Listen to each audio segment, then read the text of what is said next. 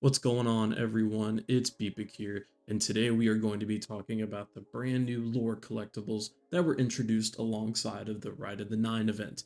We're also going to be talking about how many of them there are in total, where you can find them, and why you should collect them. The brand new Rite of the Nine event came out on May 6th, and with it, many new things, including, as mentioned, the new lore collectibles that will be located inside of the three updated dungeons. Each of the dungeons will have two new collectibles located within them that look like little golden engrams. And as of right now, we only have access to two of the engrams, and these are located in the Spire of the Watcher dungeon. The other four will become available with the release of Prophecy and Ghosts of the Deep at later dates.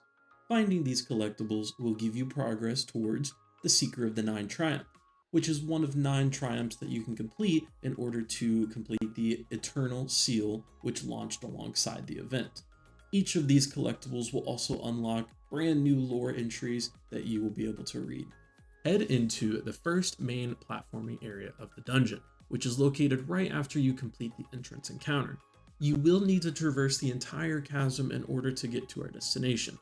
There will be plenty of Vex threats along your way, including hobgoblins, harpies, and hydras, so be sure you bring something long range to take care of these Vex. Be sure to also bring anything else that makes you feel comfortable in regards to movement. For example, I like to use an eager edged sword to traverse larger areas and to help close gaps as I make longer jumps, just so I don't fall to my death. There are other little secrets and goodies that you can locate along the way. There is a secret chest in this room, and there's also lore entries that pertain to the actual dungeon lore itself that have been in the game since the dungeon came out. You can expect different lore entry videos in the future that will show you where to find all of these. As we progress, you're just going to keep climbing the catwalk here, and then you're just going to make your way all the way down, continuing to kill any Vex that jump in front of you. Make sure you do not drop down here. That is super important because the lore is up on top. So we're going to clear this gap, and we're going to head all the way to the end, killing these hobgoblins, and look straight up, and you're going to jump up onto the platform above us, and that is where you are going to find collectible number 1. Go ahead and grab that, and we're going to head on to collectible number 2. After you have collected the first collectible, you are going to head into the first official encounter of the dungeon.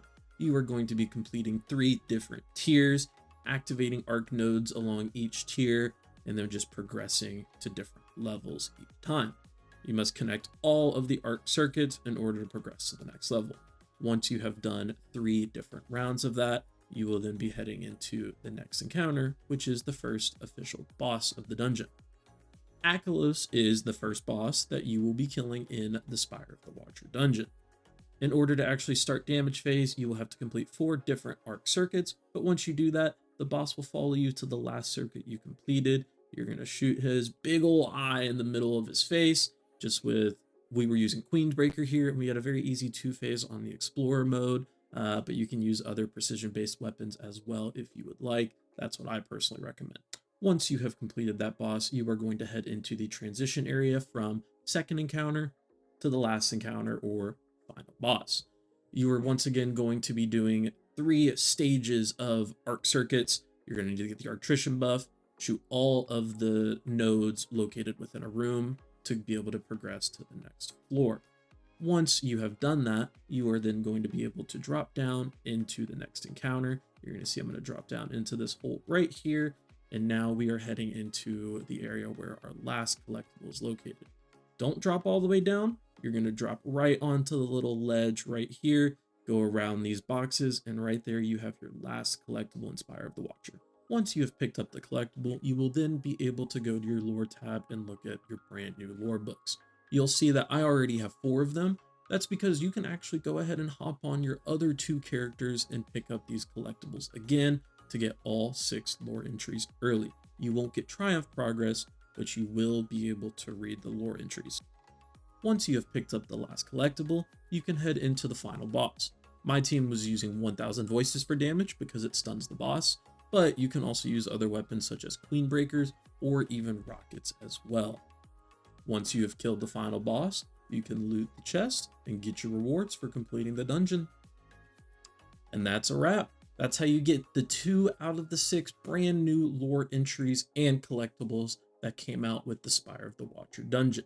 Stay on the lookout for future guides when the other 4 collectibles are released, and in the meantime, thank you all so much for all of your support, and I will catch you all in the next one. Peace.